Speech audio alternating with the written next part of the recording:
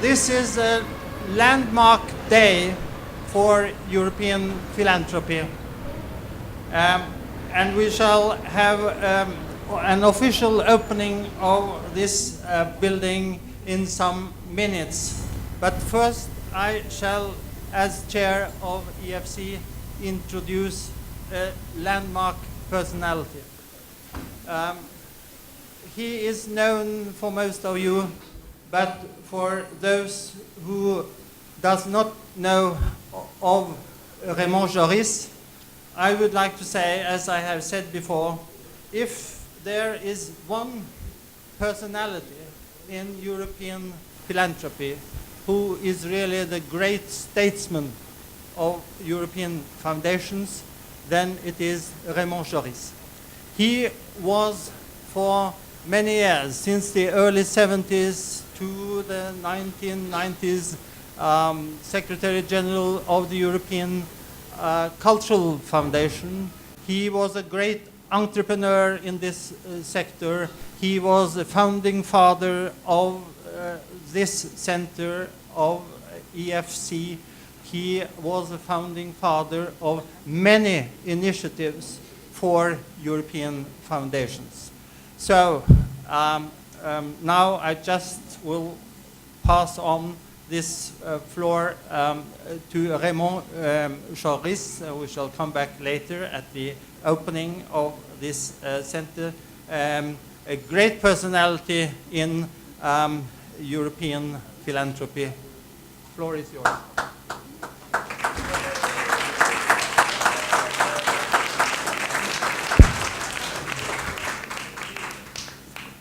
Thank you for your kind words. Dear friends, 24 years ago, on the 9th of November 1989, 6 foundations' chief executives coming from all over Western Europe met in the dark basement of an old building in Brussels at the invitation of the European Cultural Foundation. They did not hear the Berlin Wall crumbling that day because they were too busy giving birth to the European Foundation Center. Thanks to Jerry Salolé, almost all the 7 founding fathers are present or represented here tonight for the inauguration of the Philanthropy House in Brussels. In less than a quarter of a century, what an achievement.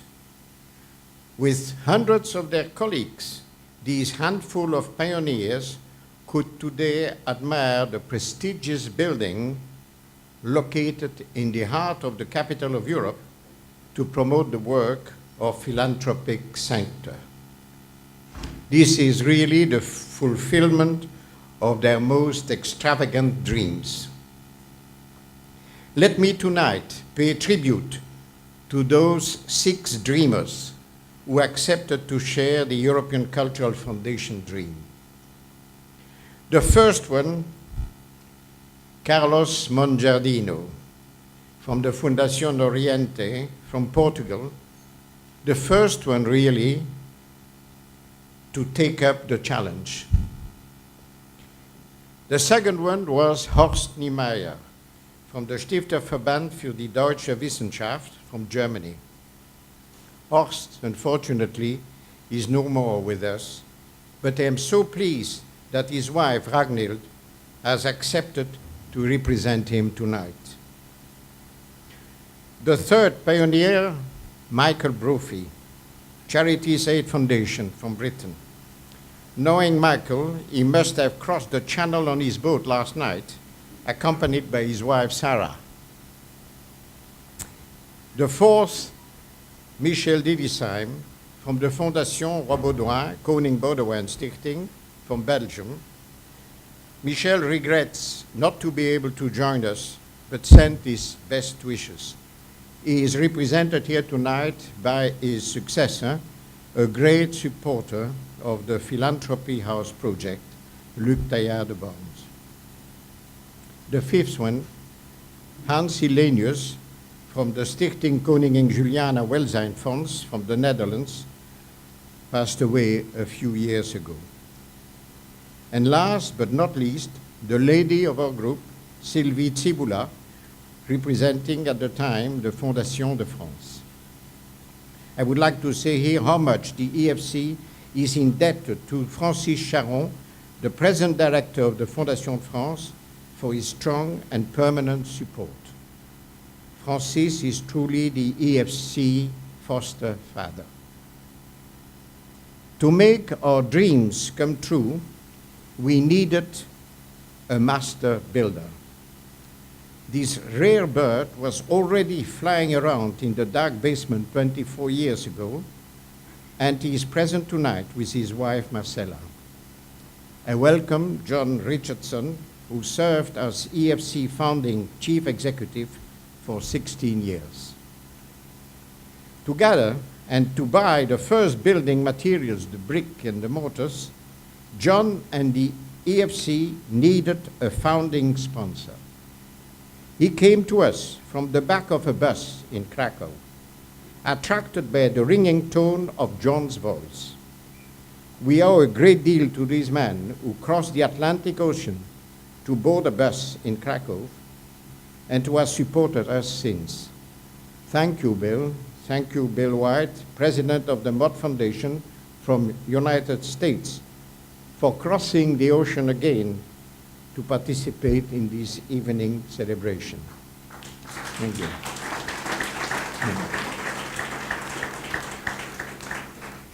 For this inauguration lecture, we are fortunate to welcome tonight as guest speaker Professor Rob Reich, Associate Professor of Political Science at Stanford University. At Stanford University, Professor Reich is also the co-director of the Center of Philanthropy and Civil Society and the director of the program in Ethics in Society.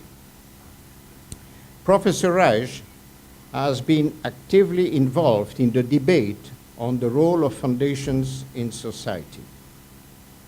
He will tonight explain to us why, in his eyes, foundations are institutional oddities in today's democracies. As we say in French, les fondations bizarres. Vous avez dit bizarre? Professor Reich, the floor is yours.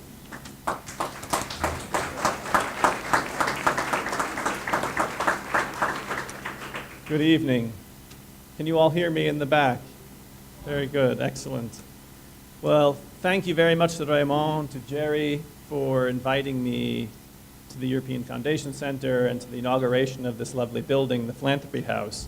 It's a great honor to join you on this august and also joyous occasion. It's also a great honor to be asked to deliver the Raymond Georis lecture. In preparation for the lecture, I read the lovely book about Raymond, A Quiet European Gardener, and I learned a great deal from it, and I want to refer to some of the ideas in the short talk I'll give that I found in the book. I should say one passage in the book stood out in particular to me, at least for this particular occasion. Relatively early in his life, Raymond heads off to New Delhi in India to assume a teaching post on behalf of UNESCO. And he finds himself with an unfamiliar audience, using an unfamiliar language, and it's a difficult assignment, and the book explains some of the awkward first attempts of the classes he gave. And I should confess I feel somewhat the same here tonight because my reference points for the interventions I've made with respect to philanthropy are almost entirely in the US context. And I'm, of course, aware that I'm speaking a language that is probably not the first language or native language for at least very many of you in the room. So I have an unfamiliar audience, and I lack the context that many of you operate in here in Europe.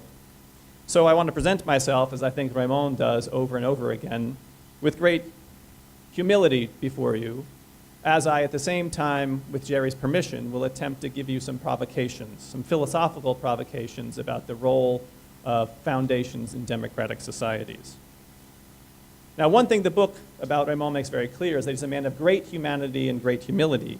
And speaking of humility, I possess enough of it myself to acknowledge the very likely circumstance, in fact confirmed when I entered the building earlier this evening, that at least some of you in the room suspected a different person would be giving the inaugural lecture tonight. You may have expected Robert Reich, the former Secretary of Labor under the Clinton administration, the current star of a documentary film called Inequality for All. I share his name, but as you can tell, I am not he. I apologize if any of you came expecting that you would find him. If you are American political junkies and you know what Robert Reich looks like, you'll understand my meaning when I say I may be lesser in stature, but I am greater in height.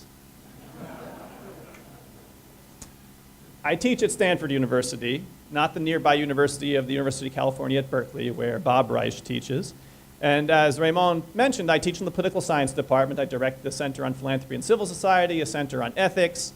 The Center on Philanthropy and Civil Society publishes a magazine which I hope all of you know, hopefully even most of you subscribe to, the Stanford Social Innovation Review. Just celebrated its 10th anniversary, and in my view is the best single magazine aiming at looking at the global scope of social innovation, happening, of course, not only within the philanthropic sector, but in civil society at large. And I should say, as a way of explaining to you the context of my remarks, that I'm by academic training a political philosopher. That's important background to understand the context or the framework in which I want to deliver my remarks, because the simple question I want to put before you, a question which I assume all of you have some point given thought to, what is the role of a philanthropic foundation in a democratic society? Now, I want to explore this question briefly with provocations as what philosophers like to call from the perspective of ideal theory, which is to say, I'm not going to be saying what is the role of philanthropic foundations in society by looking around me and empirically just taking note of what foundations are doing. I don't mean to be a social scientist. I'm not going to simply catalog the activities and then give you a summary. I want to ask instead a normative question, a philosophical question about what the proper role of foundations ought to be in a well-functioning democracy. Put it this way, if you were starting a democratic society from scratch, at the very beginning, would you create the institutional infrastructure known as a philanthropic foundation?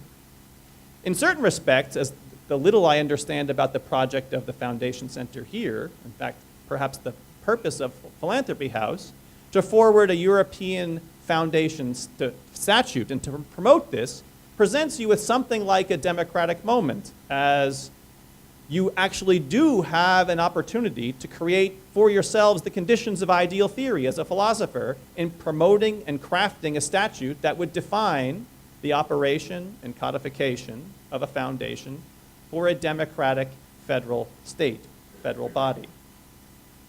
What is the first best case for philanthropic foundations? Now, I want to start by saying I think there's good reason for skepticism that there is any first best case. Two reasons come to mind. First, it's plain that philanthropy is a virtue, but I think a fair assessment is to acknowledge that it's a remedial virtue. Philanthropy and charity aim to clean up messes that society has created. We all learned about the typhoon in the Philippines. We want charity to come to the rescue.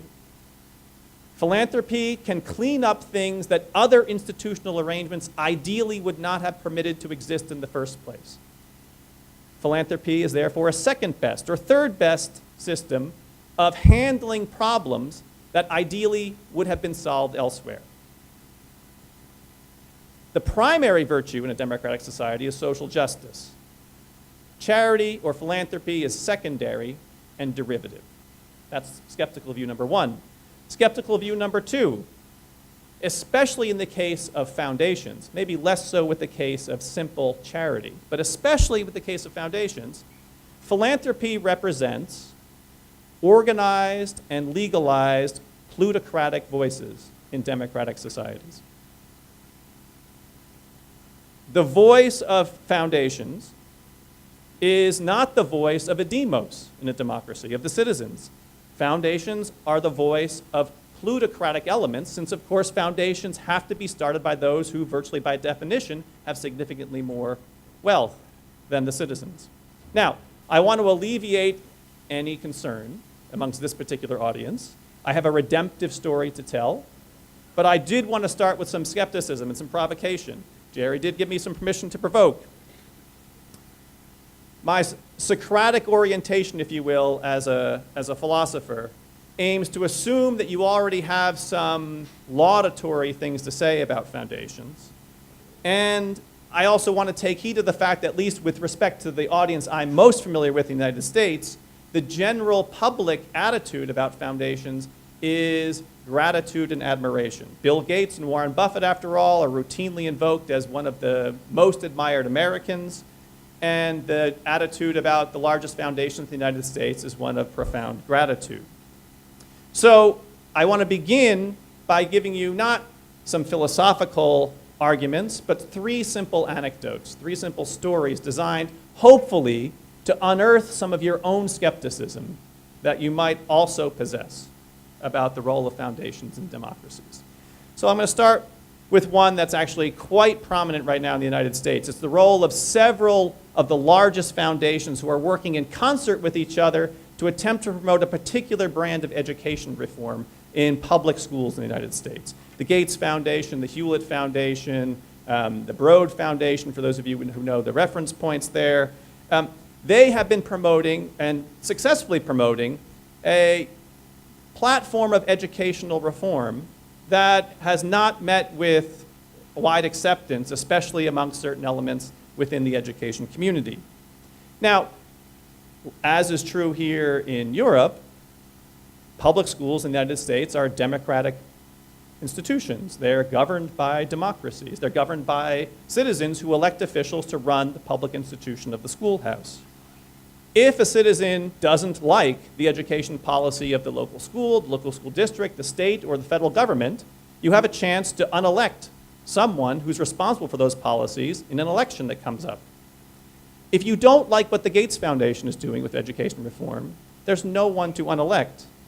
You don't prefer, as Diane Ravitch does, the education policies of the foundation world, you can write op-eds, you can throw stones, but there is no democratic accountability mechanism designed to allow a democracy and the citizens to express their discontent.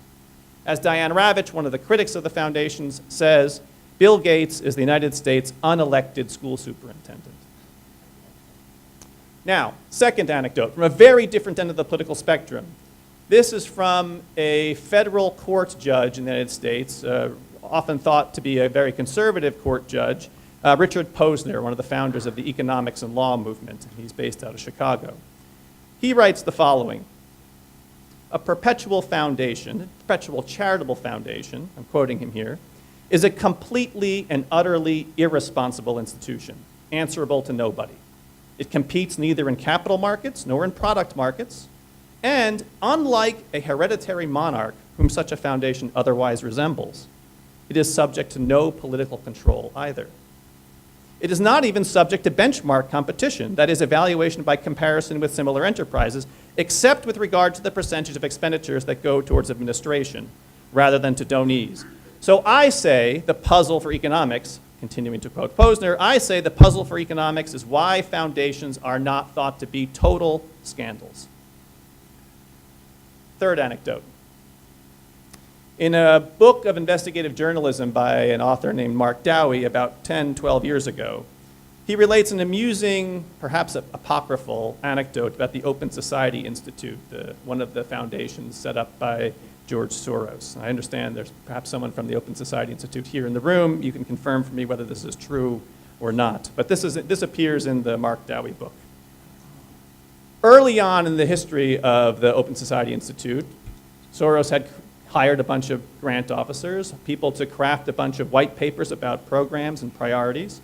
And they were having a final meeting to try to resolve what would ultimately be the final list of their program areas. And amongst the program officers, there was some disagreement, not unanimous view.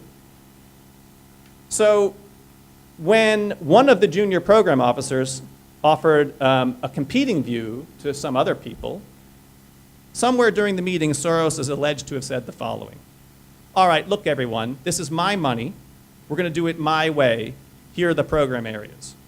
At which point the junior staff member said, well, with respect, Mr. Soros, roughly half the money that's in the foundation was not your money. It's the public's money because of the tax benefits that were given to you when you gave the money to set the foundation up.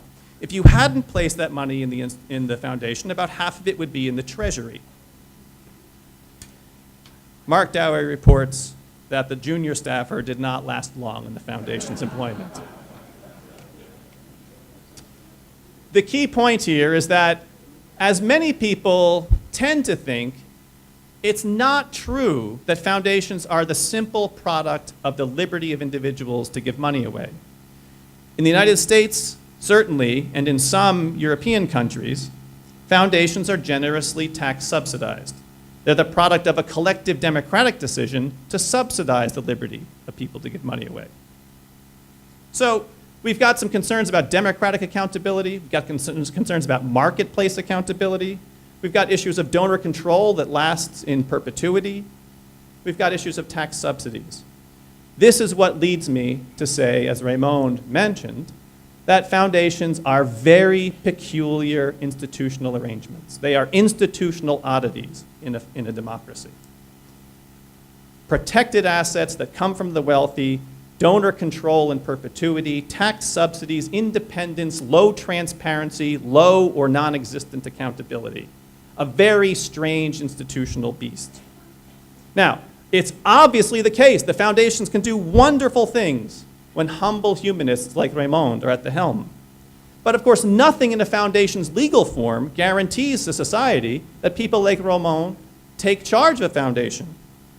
We could as easily get, as I could cite examples of in the US context, status-seeking megalomaniacs pursuing their business interests in the guise of philanthropy, or wealthy people with ideas that are quite obviously inimical to the public good. The foundation form certainly allows for people like Raymond, but it equally allows for people like the latter. So I want to summarize some of these institutional oddities, taking mainly from the US context, which I think applies with some approximation to the European context as well, summarize 3 different features, legal features of foundations, and then I'll offer you the redemptive story. It's coming, don't worry. All right, so foundations, number 1, have very limited accountability mechanisms. There's no marketplace accountability, there's no democratic accountability. Foundations are unaccountable to consumers, they're unaccountable to citizens. Let me put it this way. In a commercial marketplace, if a company fails to make a profit because consumers opt not to purchase the product they have for sale, the company goes out of business. You don't like or don't want what a company produces, you can boycott it. You can decide not to patronize the company or the store. And if most consumers think this way, the company disappears. This is the accountability logic internal to a marketplace, meeting consumer demand. In the public institutions of a democratic state, officials are responsible for allocating tax dollars, and those officials must stand for periodic election. If citizens don't approve of the way that citizens are spending tax dollars, they can unelect them and replace them with others. Don't like your representative's policy preferences on whatever the issue happens to be? Vote against him or her in the next election. That's the accountability logic internal to democracy, responsiveness to citizens. Foundations have no marketplace accountability. They don't sell anything, and so they can't be put out of business by consumers. They don't have marketplace competitors, and so can't be put out of business by superior performers in the marketplace. Instead of selling anything, they give money away to other organizations, organizations whose very own livelihood depends on the continuing support, often depends on the continuing support from foundations. So if you don't like the grant-making decision of a foundation, tough. Nothing to buy, no investors to hold them accountable. Similarly, foundations have no electoral accountability, as I've mentioned. No one in a foundation stands for election, regardless of what the public thinks about the distribution of foundation grants. Now, that's about the internal logic, both from the marketplace standpoint and the democracy standpoint. You could add to it something which I'm guessing you in the room are much more familiar with than I am, since I've never worked in a foundation. The internal feedback loop from grantees to grant makers. Very, very complicated and contested.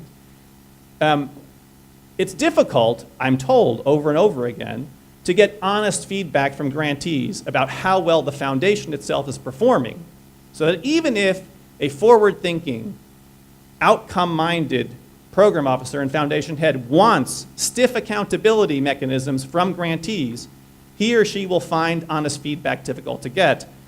One of the old familiar lines I've heard over and over again is that people, as soon as they become a program officer, suddenly become much more good-looking and much more intelligent than they were the week prior. That's just a small way of reflecting the genuflection that often comes from grantees to grant makers. Low accountability, organizational feature number 1. I'll go quickly through 2 or 3 others. Very low transparency. Now, I'm unfamiliar with the transparency requirements of the different foundation forms in European countries, but in the United States, the reporting requirements for foundations are almost minimal, or well, I shouldn't say almost, they are minimal. That's a tax form in which they have to list some of the grants they've made.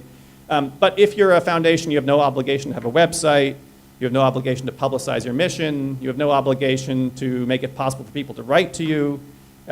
There's simple tax compliance that's required, but beyond that, not much else. So very low transparency. Third institutional feature, donor intent in perpetuity. So we organize philanthropic foundations so that the donor's wishes are legally binding, not just for the lifetime of the donor, but for the lifetime of the foundation, which is designed in the United States to have a permanent endowment, which is to say to exist forever. So the line that tax lawyers give about this is the following: the dead hand of the donor, very peculiarly, extends beyond the grave, out of the grave, across generations. Why would we create a legal form like that? Final issue, the tax subsidies. Now, I realize that it's different in different European countries, so I won't spend much time on this here. It's very different arrangements in the European Union, in different countries here than it is in the United States. But the essential element is the following. If there are significant tax subsidies, then we ought not view foundations as simply the expression of the liberty of someone with money to give that money away. We ought to view that as a public benefit attached to the liberty of someone to give money away, which might give you a reason to think that there should be some public say, legitimacy, or control that goes along with the foundation's operation. So, to conclude, these institutionally odd features: little or no formal accountability, practically no transparency obligations, a legal framework designed to honor donor intent in perpetuity, and generous tax breaks to subsidize the creation of the foundation. What gives this institutional form democratic legitimacy? You might think, I want to think, the case against foundations is strong. Foundations seem incompatible with democracy because they represent, by definition and by law, the expression of plutocratic voices directed toward the public good.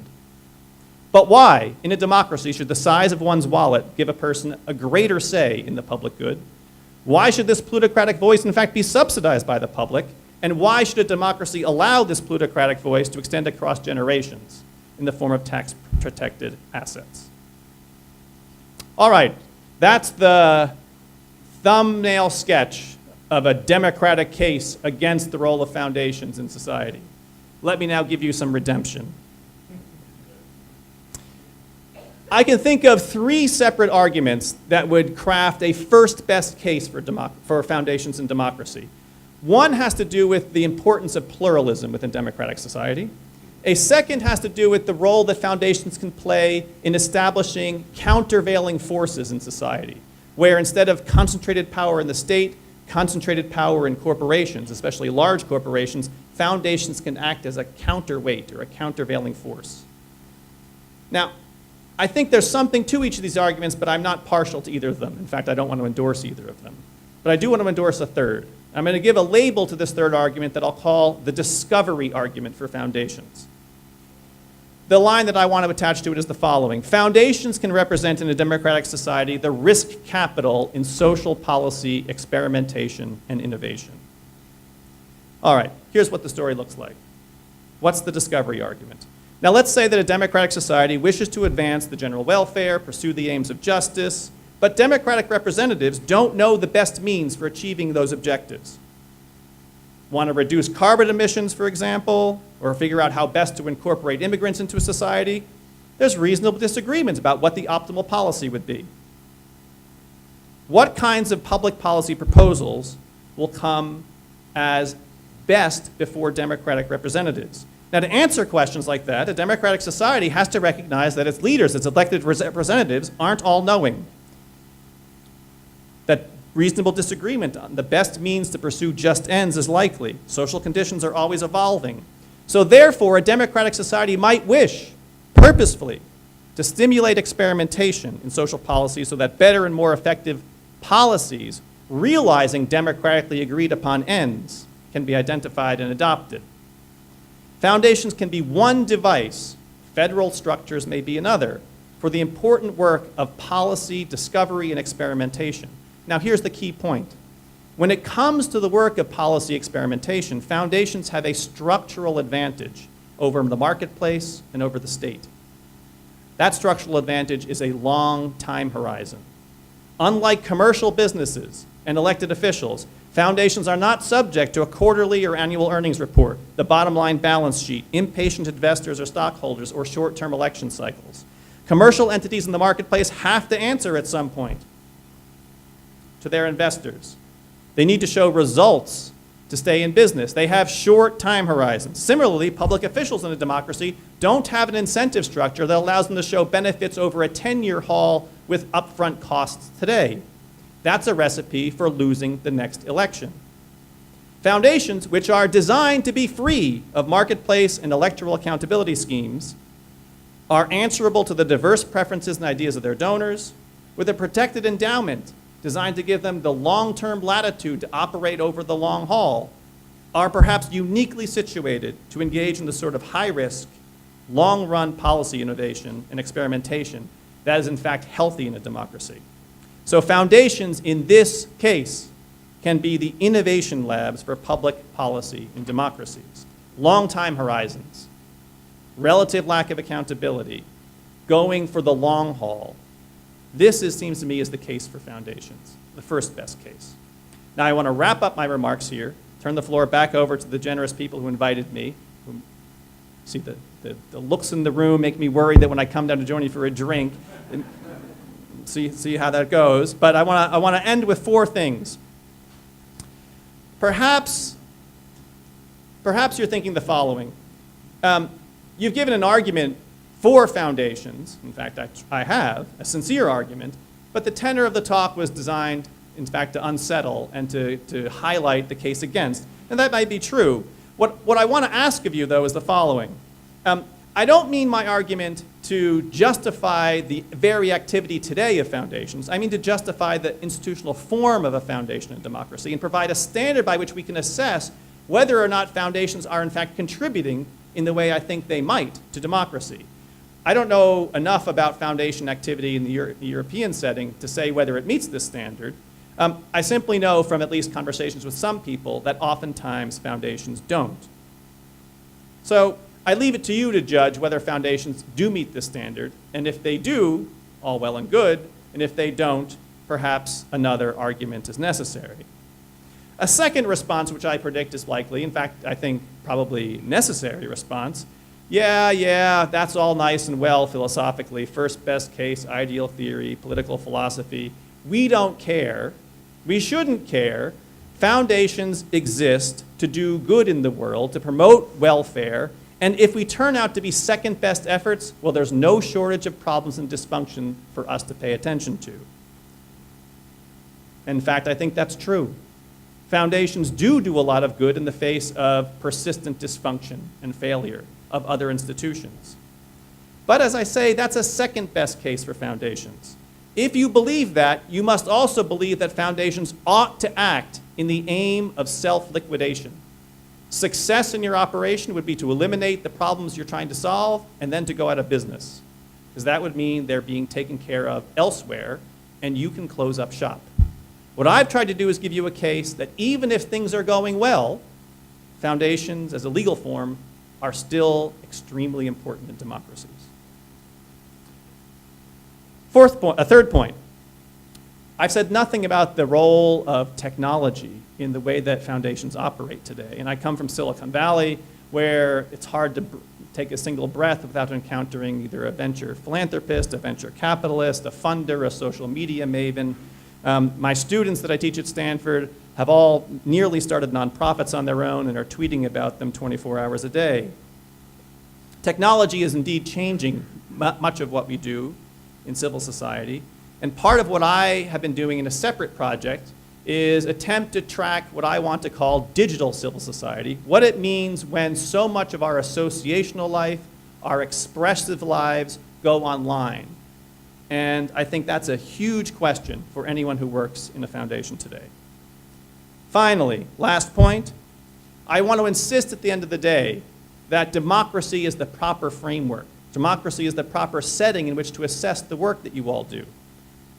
In the book I mentioned before about Raymond, the very last pages include a very interesting interview with him about the lessons he learned over the course of the work that he's done. And what I found very, very telling, very incisively put, was his candid and frank acknowledgement that foundations are inherently political entities with political aspirations and goals. And if they are such, and they operate in democratic settings, then one must have a story to tell about how a political entity fits harmoniously within a democracy.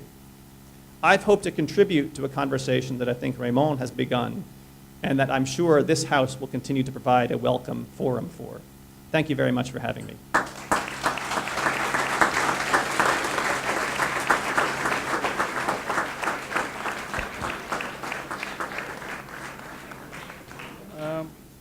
Thank you, Professor Wright.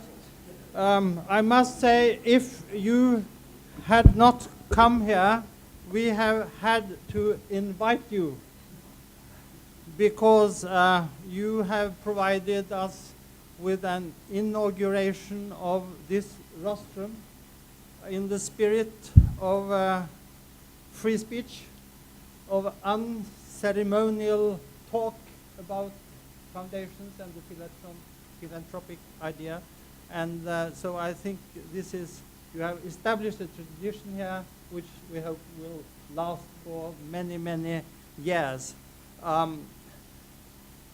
I have, nevertheless, as a historian, some comfort in the thought that foundations are very old. Even in the antiquity, during Roman times, in the Ottoman Empire, during the European medieval ages, there were foundations, and so it's an old idea which has proved its worth and usefulness for society. So there are many arguments against and in favor of foundations, but I think there are some very, very strong arguments in the end, and I'm happy that you came to the most inspiring, redeeming conclusion, possibility of yours. When I, for the first time, came to Brussels and came to EFC, to a committee meeting, I must say that coming from oil Oslo, it was something of a surprise to come to these not very impressive offices of the great European Foundation Center. It was a strong surprise, hardly a committee room, and certainly not the big seminar room, extremely unpractical things. And my very first idea was, this is very strange. We are among some of Europe's most forceful, rich foundations, and this is where we are, in the kind of back street of Brussels. So the idea matured, why don't we simply, as foundations who now and then invest in property, why don't we invest in a very safe idea of having such a respected organization like the European Foundation Center paying rent, a very safe kind of people living in such a house. And during a meeting, a private meeting in Rome in 2010, a group of foundations came together to discuss this.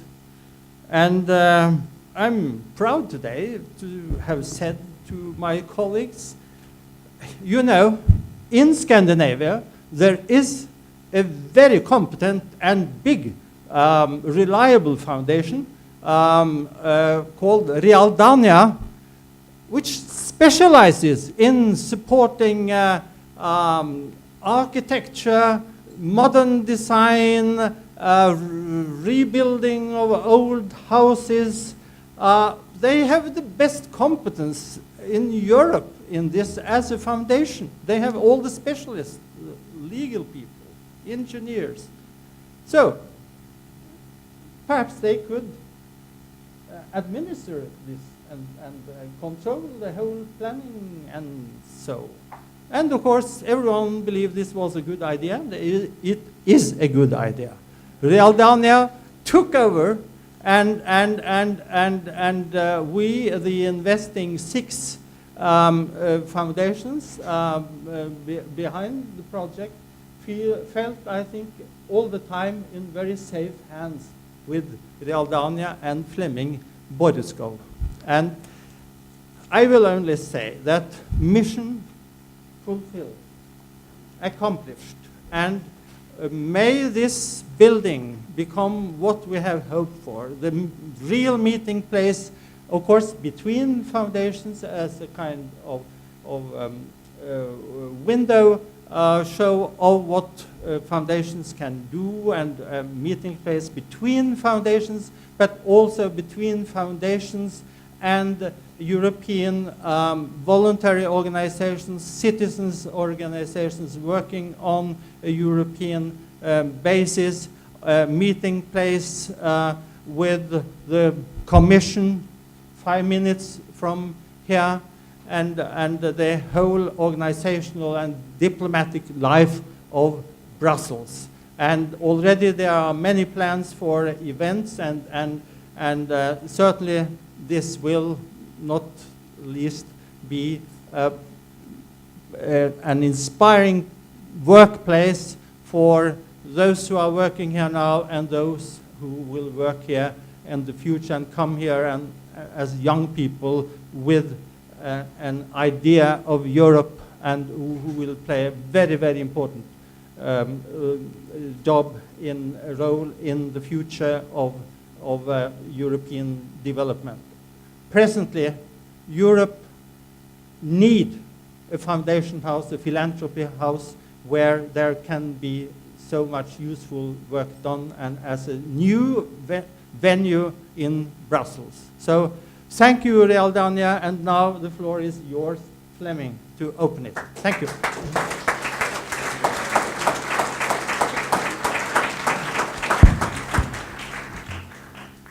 Thank you, Eric, for your most kind introduction. Back in May 2009, during a meeting in Rome, the idea of a philanthropy house was born. The already cramped premises of the EFC in Rue de la Concorde, as Eric just mentioned, had in effect just been halved because of an oil leak. Hopefully not Norwegian oil. An oil leak in the basement of one of the 2 adjacent houses which the EFC occupied at the time. Why has it taken us so long, 4.5 years, to get from there to here? Part of the answer lies in the name, Philanthropy House. It was not just a question of finding new offices for the EFC. I would believe that a group of large European foundations should be able to accomplish that somewhat faster. The EFC wanted to use the occasion to increase awareness of the work of philanthropic foundations, to make our work and our role in society more visible, quite literally. Therefore, we were looking for a place that could become not just a shop window for the EFC and its member foundations, but on top of that, a natural focal point for all organizations and citizens with an interest in civil society, a meeting place. Strangely, in a large open city as Brussels, home to a lot of organizations with an international outlook, this turned out to be easier said than done. We spent more than a year looking at different properties, too big, too small, too difficult to remodel, to suit our needs, too posh, too bland, too far away, too noisy. We were definitely difficult clients. One such day at the end of a frustrating, fruitless day of looking at properties all around town, our estate agent, almost as an afterthought, showed us this one. Ideal in size, perfect location from a logistical point of view, just minutes from the central station. Why is it always so difficult? It must be said in the agent's defense that our brief back then was to find a historical property, as we thought that such a building would strengthen the image of foundations as perpetrators of quality. How wrong we were on that. This building may not be world-class architecture, but it exudes a sense of no nonsense and modernity, which together with its flexible layout and its perfect location makes it ideal for the purpose, while underlining the professionalism of philanthropic foundations more generally. In parallel with looking for a suitable property, we worked out the details on how to set up a partnership between those foundations who were interested in the project. Finally, in November 2010, a group of 6 foundations, Stichting Fonds 1818 and the Van Leer Group Foundation from the Netherlands, Körber Stiftung from Germany, the King Baudouin Foundation from Belgium, Stiftelsen Frit Ord from Norway, and finally Realdania from Denmark came together and agreed on the project. Thank you for believing in our dream. This meant that we could start negotiating terms with the owner of this house. We had found the ideal property, but we had until then not been in a position to buy. Negotiating took some time. The seller was a tough opponent, probably because it was difficult for us to hide the fact that we felt that we had found the perfect building, always a disadvantage in negotiations. British architect Tony Fredden was engaged to formulate what we call the building program, initial layout sketches that formed the basis for the subsequent detailed project. Among other good ideas, Tony Fredden devised this double height room, giving a sense of air and volume to a space that is actually not very big, as you probably all feel right now. A room that is also an invitation to passers-by in the street. Our shop window, which equipped with state-of-the-art visual audio equipment, brilliantly tells the story of what we all do and what we can contribute to society. And I just learned a few minutes ago that where we are standing right now, where I am standing right now, is Georis Box Theater. Through our local property manager, we got in touch with a local architects firm, Grenache, who together with the engineering company Matriciel did the final design of the building. I have heard from the people working with you on a daily basis that you have not only come up with a very good project, I can see that for myself, but also that you have carried through the execution with superb professionalism and good spirits. I wish to thank you for that. Thank you to the builder for the Belgian contractor, Valence, who not only has completed the building within budget and almost within time, I hear. To those of you not involved on a daily basis in the building sector, I can affirm that this is a rarity. You have also assisted diligently in the beginning of our collaboration in finding solutions exactly so that the project would stay on budget. Thank you for the professional way in which you have helped us make Philanthropy House a success.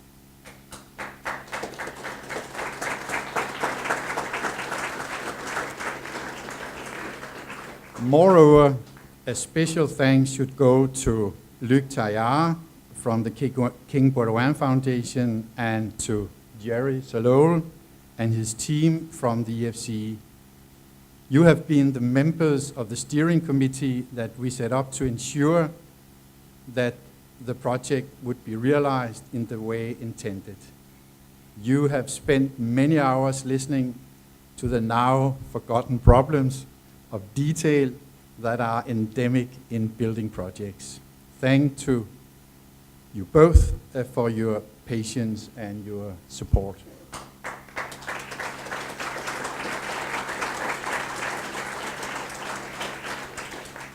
Lastly, about the thanks, I have to say thank you to Peter Sederfeldt and Anders Bryl.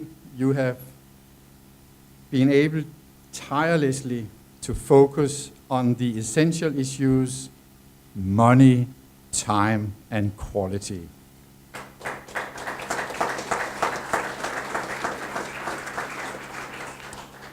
So, what do we have? We have a building that complies with international passive building standards. For that achievement, the Brussels region incidentally have awarded us a grant from a part of an energy conservation program called Bâtiment Exemplaire. We have a building that has become fully accessible for disabled persons. And last but not least, we have a building that I hope will provide an inspirational setting for the EFC staff and all its member foundations for the years to come. I hope you like it. We can't redo it. Thank you and good luck.